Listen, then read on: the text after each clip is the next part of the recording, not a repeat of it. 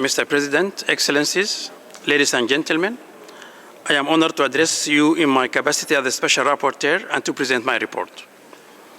The human rights situation in Eritrea remains dire.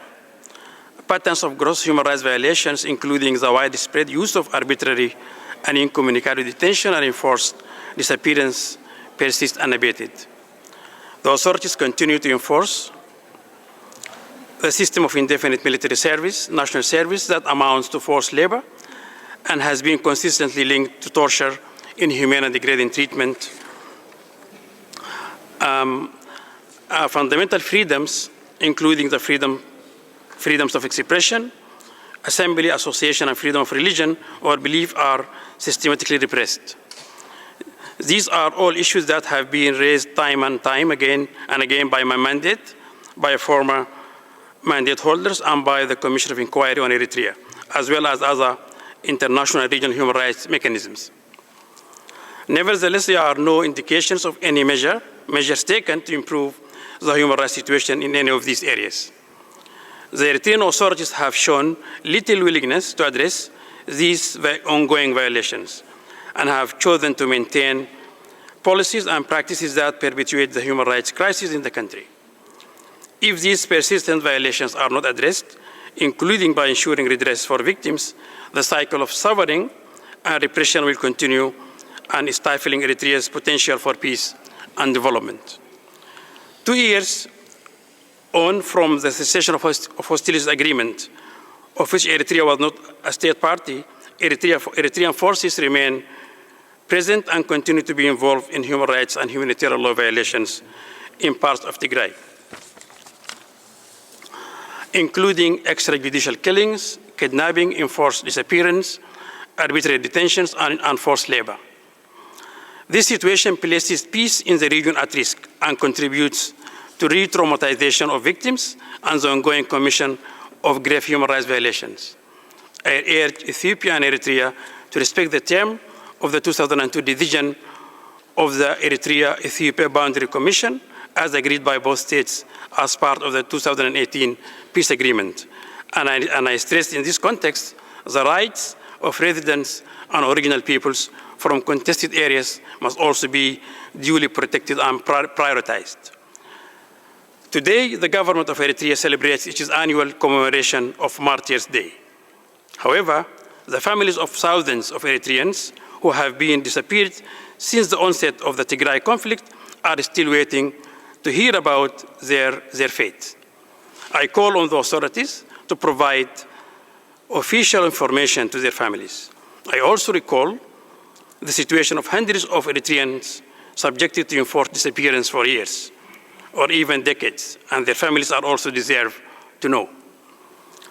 Due process rights continue to be systematically violated. Hundreds of detainees, including dissidents, government critics, human rights defenders, religious leaders, journalists, and draft evaders continue to be arbitrarily detained for indefinite and prolonged periods without ever being charged or tried, and in conditions that violate their human dignity. I call for the immediate release of all those currently arbitrarily detained and for the establishment of proper due process safeguards. Civic space also continues to be completely closed in Eritrea, characterized by the severe curtailment of freedom of expression, association, and assembly. The government tightly controls all aspects of public life. There is no independent media, no independent civil society organizations, and no political opposition parties operating within the country. Dissent is systematically suppressed, including through arbitrary detentions or enforced disappearance of real or perceived government critics.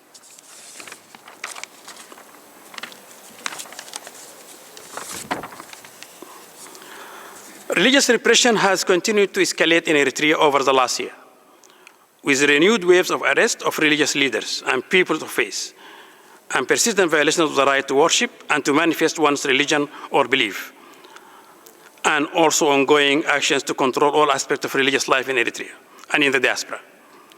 Several prominent religious leaders have remained arbitrarily imprisoned for extended periods of time, some for almost 20 years.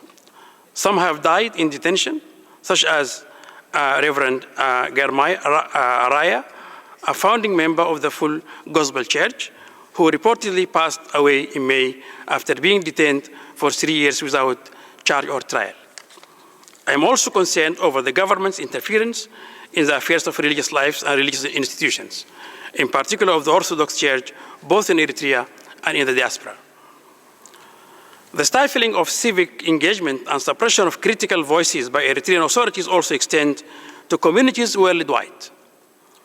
Eritrean authorities have reached across borders in efforts to control diaspora policies and silence pro-democracy activists, journalists, political opponents, and human rights defenders.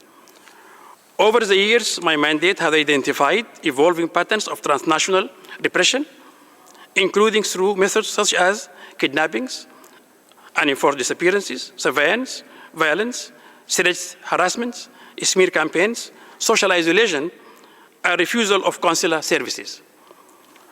This situation has perpetuated fear, self-censorship, and mistrust among diaspora members, obstructing constructive dialogue and the free exchange of ideas in Eritrean communities abroad. In recent years, increased efforts by civil society to organize, protest, and engage in activism have been met with pressure and intimidation from the Eritrean diplomatic and consular outposts and structures linked to the governing party.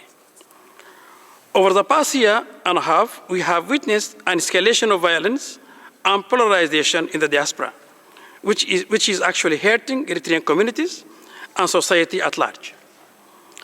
Clashes between Eritrean government and supporters and detractors in dozens of cities across the globe have resulted in several Eritreans killed, 100 injured, dozens arrested, and public property being destroyed. Just since September 2023, 5 Eritreans have been killed in Israel. This violence must stop. I condemn any and all forms of violence and urge protesters to express their views peacefully. Eritrea should refrain from exercising undue interference in the lives of the Eritreans in the diaspora. I respect their rights to freedom of expression, association, and assembly. I also call on member states to ensure the protection of the rights of demonstrators, as well as of those festivalgoers, and to effectively address transnational repression and protect Eritrean refugees and asylum seekers. Eritreans continue to flee the grave human rights situation in the country, with an estimated 17% of the population of Eritrea having sought asylum abroad as of 2024. Amid the overall deteriorating humanitarian and security situation in the Horn of Africa, the situation of Eritrean refugees and asylum seekers has become even more precarious and dangerous, compounding their vulnerability to trafficking in persons, kidnapping, and extortion. The situation of the Eritrean refugees in Ethiopia has deteriorated severely, with rounds-up, mass detention of Eritreans, and summer expulsion to Eritrea.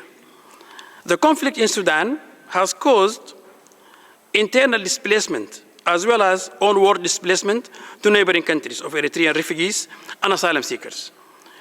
Eritrean refugees and migrant women and girls were also subjected to grave violations in Khartoum and in areas controlled by the Rapid Support Forces, RSF, including sexual violence, kidnapping, domestic servitude, and sexual slavery.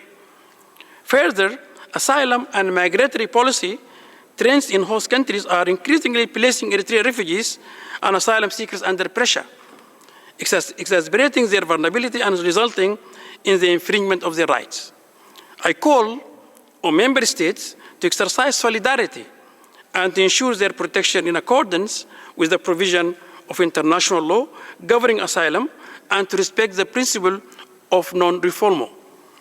I also call upon member states to maintain international scrutiny of Eritrea and facilitate access to justice for Eritreans, for Eritrean victims of human rights violations, including by supporting civil society and exercising universal jurisdiction according to their national laws and national legislations. The international community must not forsake Eritrean victims of violations. A brighter future for Eritrea on ensuring justice for victims, this requires sustained international pressure to hold perpetrators accountable. Eritrea has expressed that the Universal Periodic Review is its preferred avenue for engagement on human rights issues. I welcome Eritrea's participation in its fourth UPR cycle review in May this year. However, the vast majority of the recommendations of its third cycle review that had been accepted by Eritrea remained unimplemented. Particularly significant gaps and grave concerns remain in the areas of impunity, conditions of detention, freedom of thought, conscience and religion, freedom of opinion and expression, and administration of justice and fair trial. Beyond its participation in the Universal Periodic Review, there was no engagement or cooperation with international and African human rights mechanisms during the reporting period, including with my mandate. Finally, I reiterate my willingness, and I repeat, I reiterate my willingness to engage constructively with Eritrea and to provide technical assistance. I urge the Eritrean government to take decisive and immediate action to address the pressing human rights issues facing the country. By taking meaningful steps toward the reform, Eritrea can pave the way for a society where human rights are respected and every individual can thrive. Thank you.